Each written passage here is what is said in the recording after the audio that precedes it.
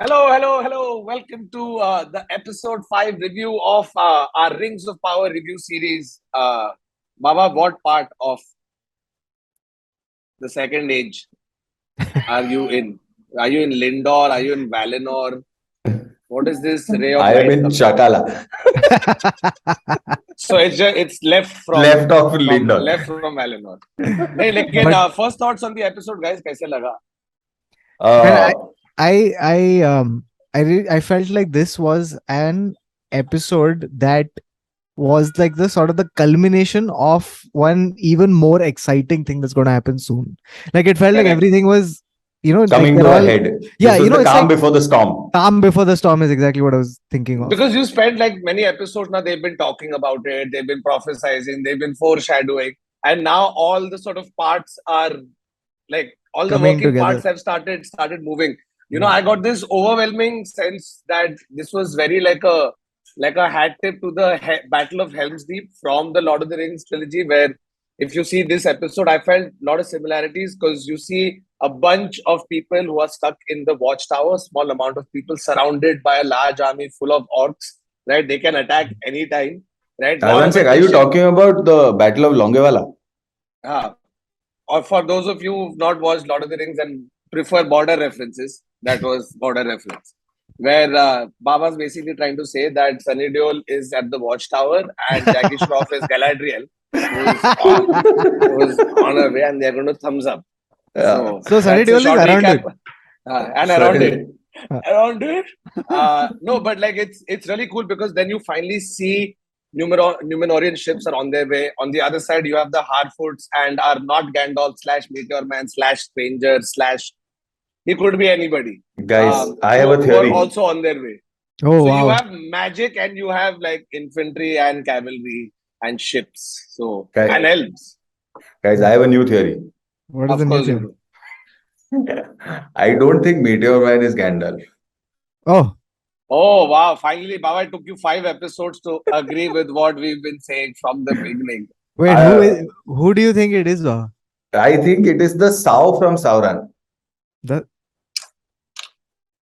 just And half a that's it Sauron. from this episode for Let me explain. Let me explain. Kautuk and I are going to continue this. So so first I thought that it could be Sauron, okay, but it's Sauron trying to build his power. So you played that game in school, ऐसा DONKEY कि तू ball छोड़ दिया तो वो अभी SAU पहुंचा है, वो So अभी तक उसको RAN बनने गया, तो वो अभी मदद ले रहा है. But then I don't think it's possible because why would he come as a man, not remember that he has these powers and stuff like that? Like it just makes no sense to me. So I don't know, but I don't think he's Gandalf anymore. no, but honestly, like if Sauron had to spend time with Harfoots, meaning like that's commitment to the cause. Yeah. No, maybe he wasn't so bad. He became Sauron because he had to spend time with the Harfoots. No, and finally, like Nori's whole plan of like this guy will help us out in our journey came true when they were attacked by the ugliest wolves I have ever seen. वो क्या थे, bro? And then obviously Meteor Man shows up and he does that thing where people just fly off, right? I Yeah. feel really bad for Harfoots because later when he's trying to sort of Heal take his care of hand. his hand, heal his hand with ice and all of that. Again, he says something in Quenya and poor Nori gets thrown off. Yeah. Like Yeah. it's always you have to be so careful around him. No, I mean Yeah. like Nori would have just been like, listen, bro, we have a release spray. Why don't you first try before magic? But I'm uh, becoming a fan. I'm becoming a fan really of just the Numenorian arc, because there seems to be at least a lot that's happening within Numenor.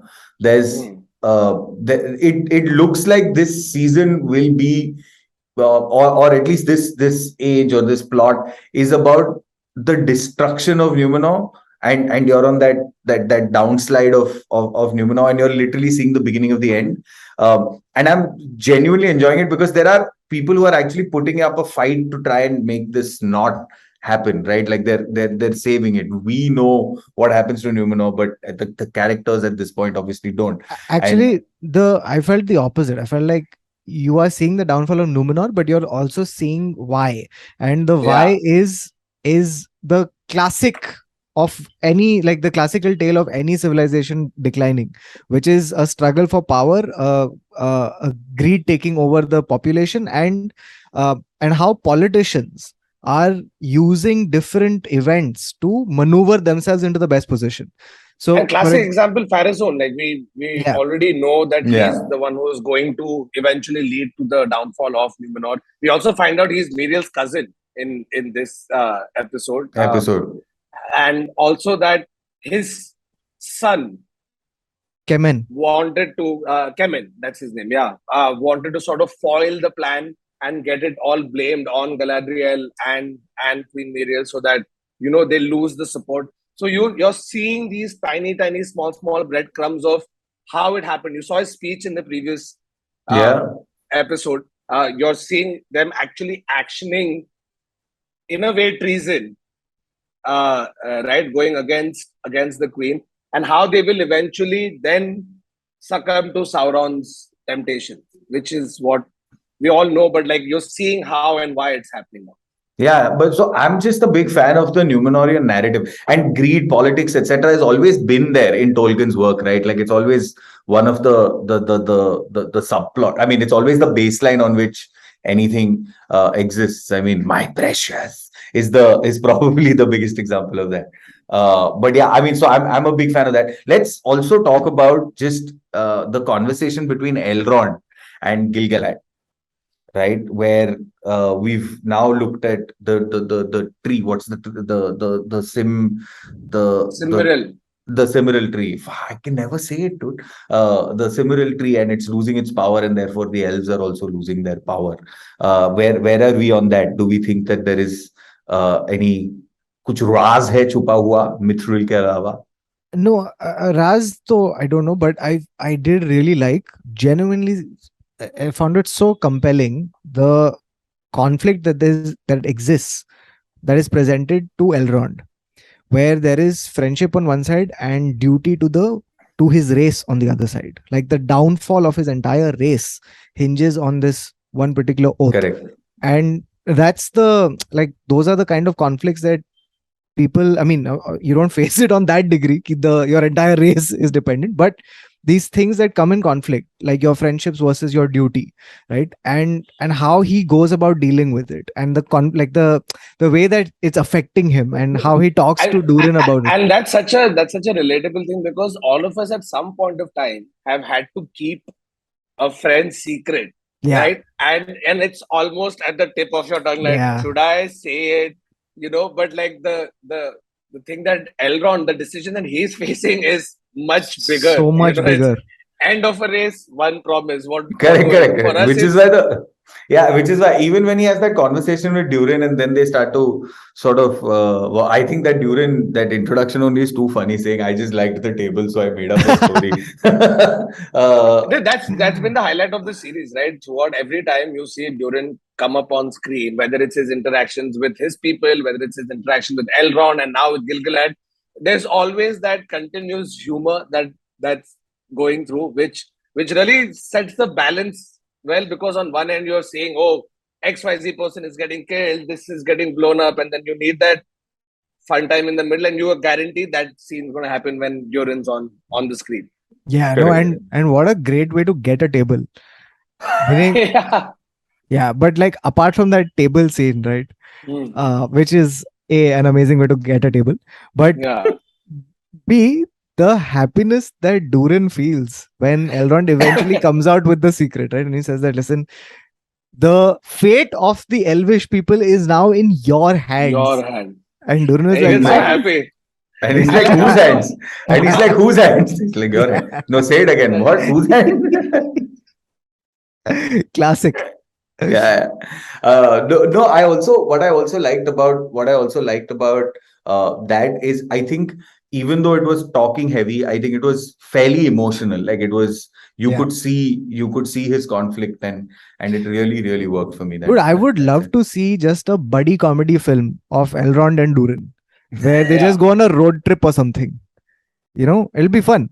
Yeah. Like if even then you figure out Gilgalad, who has sort of realized at one point that the minds have been working a little overtime, right? Mm. What is it? Like, even when he comes to the conclusion that Mithril may have been found, it's really interesting to see because Gilgalad knows that something's amiss, Elrond knows, and Durin has to deflect. And that the three-pronged situation in that scene really elevates the scene for B- me, right? By the way, like Elrond's predicament is such a middle management predicament Yeah, कि where boss को खुश करूं कि दोस्त को खुश करूं.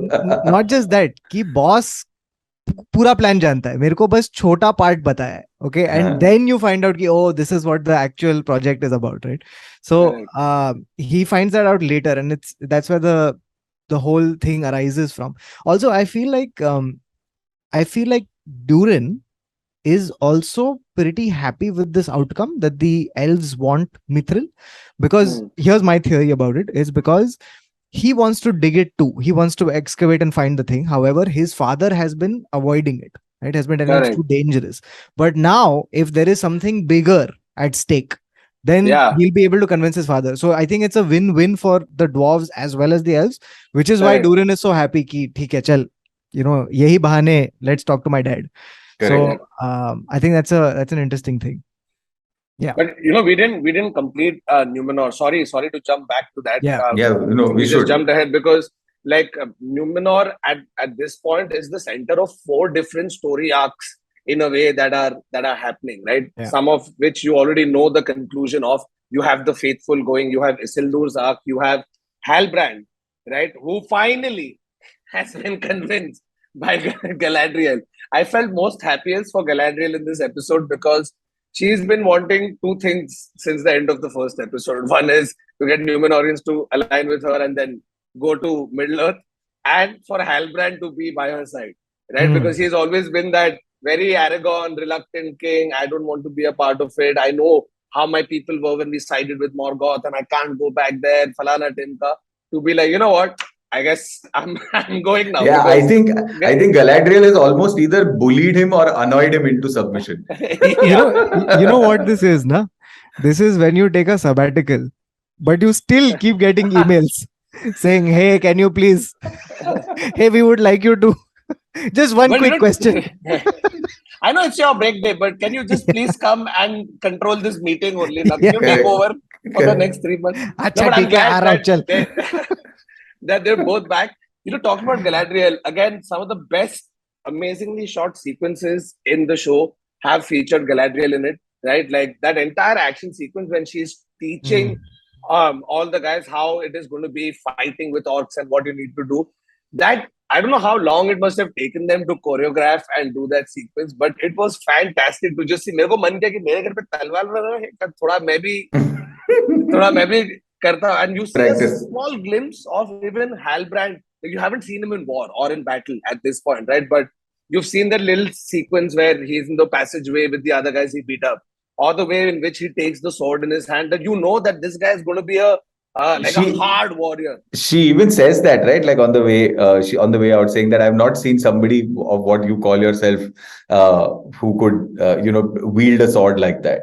So she Basically, even like we haven't seen him play cricket, but we've seen him throw a ball and hit the stumps. Like Yeah, meaning, बंदे में talent तो है. It's correct, just that talent correct, तो है. correct. yeah. Yeah. No. Even in that scene, I kept thinking that Isildur would actually get in, and that's how he would get Yeah, into yeah, the, yeah, yeah, So same. I kept thinking that he was going to be like, "Ruko, मैं दिखाता हूँ. I will get the flesh," right? But And then I think that was what was really cool. cool Right, Yeah, that they where they did they've do didn't. it. subverted the expectation because you're like, yeah, of course, like he's been thrown out. Now he wants to go back in. Of course, he's going to come Correct, and make correct. it happen. But he's not even there. That his friends get in. Even later, we've seen that he pretty much lied his way into the faithful. Yeah. Right, and you think that chal, he's now in. He's going to get to play, but no, he's going to be cleaning stables at, Yeah. at this point. So Yeah. that origin story of Isildur, because we eventually know what's going to happen, is really interesting to see, right? Because they would always keep saying that during the events of Lord of the Rings that he was taken over by darkness, right? Massive fall from grace. Here also you've seen he's lying a little bit to get in. So that arc from when they leave now to setting up Gondor, eventually defeating Sauron and falling from grace is really interesting to see the origin of, in my opinion. Yeah. Yeah, and I thought that was also very interesting. So he, like, yeah, they avoided that whole Bollywood angle of ki ab main karunga, and then he gets onto the ship, Yeah. but he sneaks on board, and then in the middle of the night he sees Kemen. He was at the right place at the right time, Right, because right. Kemen Yeah. came in to try to set the boat on fire, and eventually the boat did get set on fire, um, but Isildur saved his life. Um, like I also I really enjoyed the fact that, like, eventually now everything has come together. Like, all the strands have now, all the story, the setups are kind of like now coming together into the one point of conflict, where now the orcs and the rest of the characters are going to meet. So like, it's going to I be think it's exciting. because it's all building towards the creation of Mordor and Mount Doom, right? Because they want to get absolute darkness Yeah. across. So that is and will come with the eruption of Mount Doom, thus covering everything in darkness, and so the orcs can then move freely as opposed to in hoodies or in In tunnels. hoodies. No, but we also had that scene, which I thought was very interesting.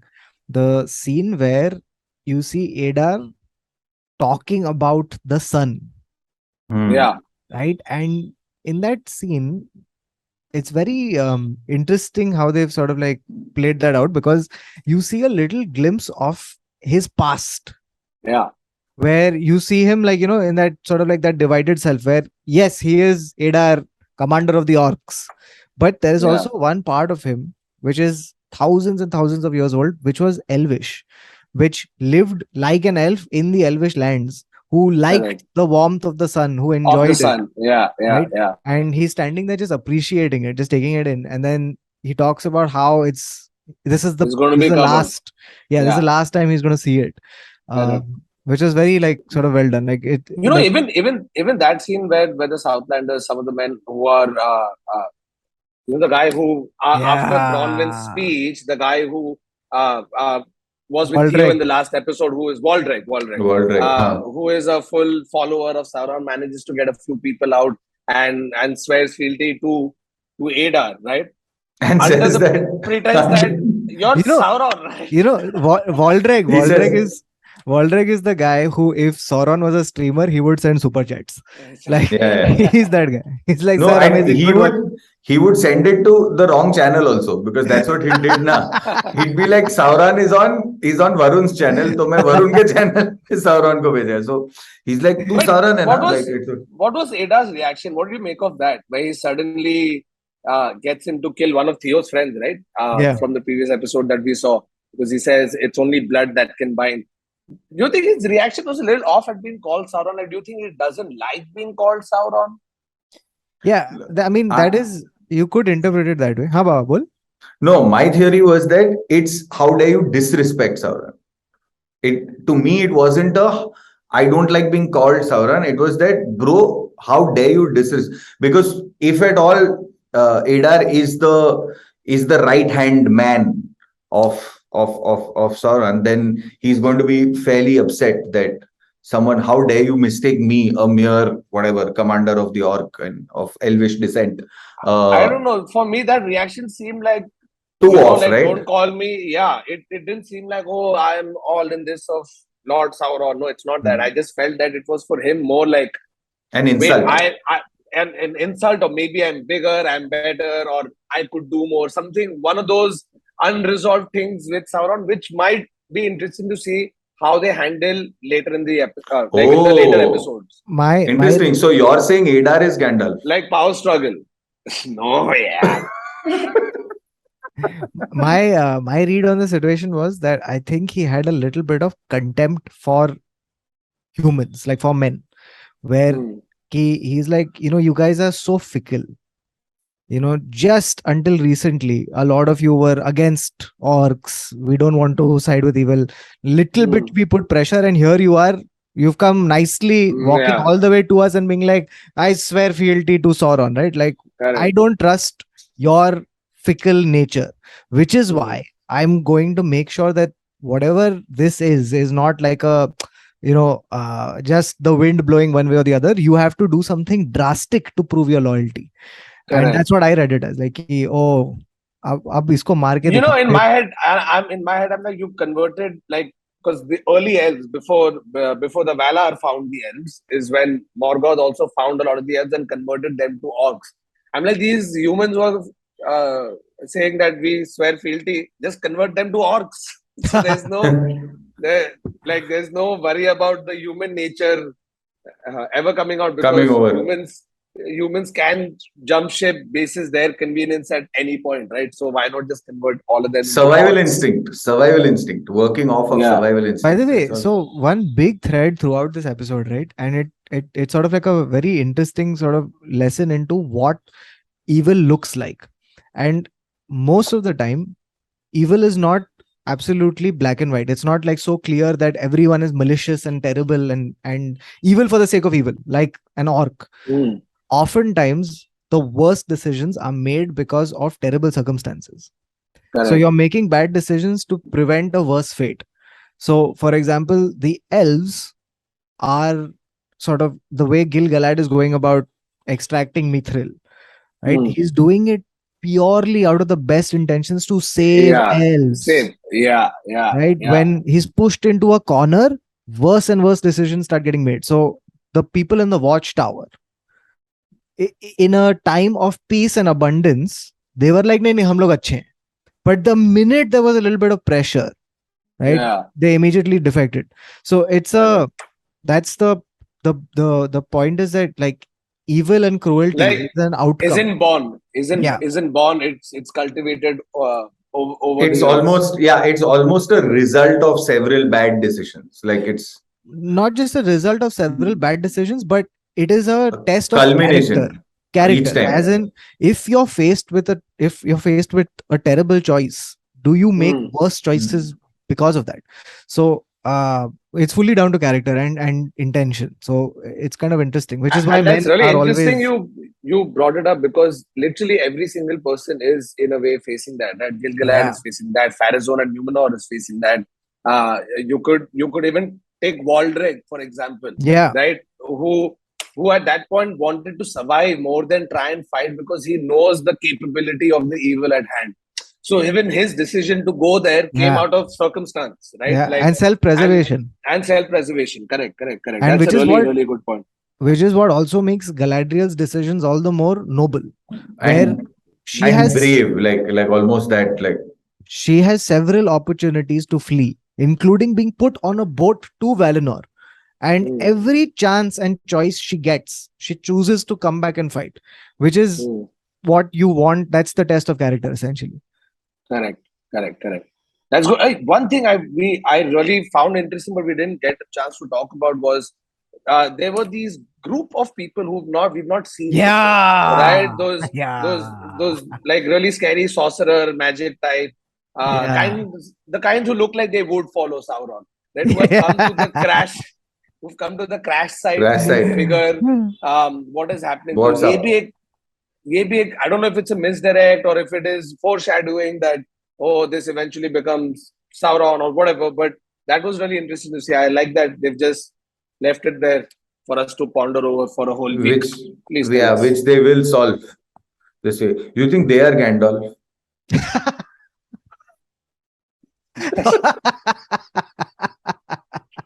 Baba, I think by the end of this season, you're going to become Gandalf.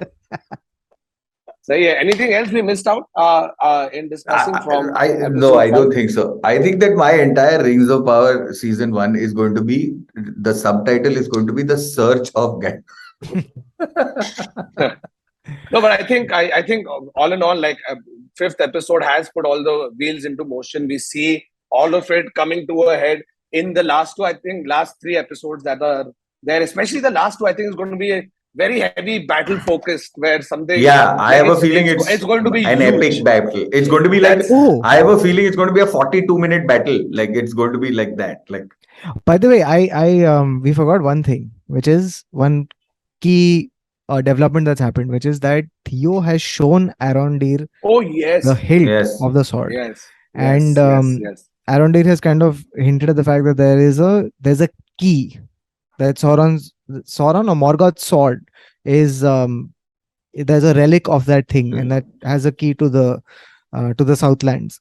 So I think that the hilt of that sword is going to play a much bigger part in the Correct. coming And episodes as well. also, what does that mean for Theo? Because has he Yeah. betrayed Sauron, or like has he betrayed the dark side, so to speak, or is this still him trying to figure out what side do I want to be on?